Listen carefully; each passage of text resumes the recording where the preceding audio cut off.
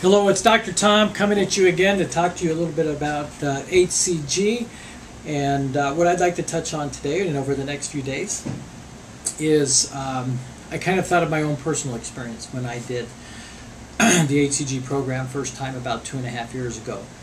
And what things that I have found when I'm in phase 4 of the diet, in other words, the rest of my life, that basically has made a difference in weight gain afterwards, subsequent weight loss, those type of things, and what were some of the factors that influence that type of thing. And what I'd like to talk about today is that one is that what I discovered about food types and the things that I was eating.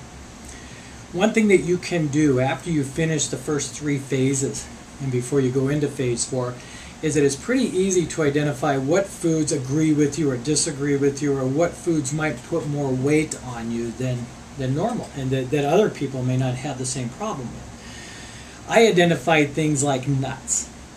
Now, not all nuts, but things like cashews and peanuts were something that I loved. I always ate a lot of, and what I found is that if I snacked frequently on these things, boom, I had an increase in weight.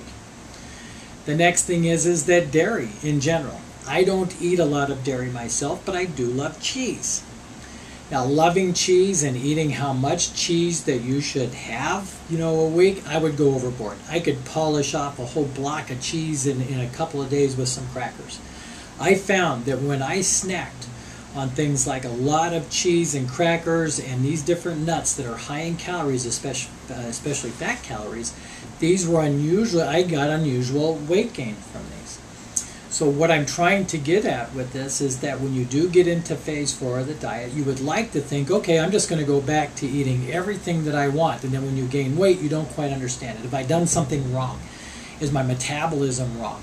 No, there's just certain things, certain foods, certain substances that you do not metabolize as well as perhaps somebody else does. It's important to identify these. You don't necessarily need to completely remove them from your life, even though it would probably benefit you to remove them, but or at least keep them under a more moderate control and don't overeat these type of things.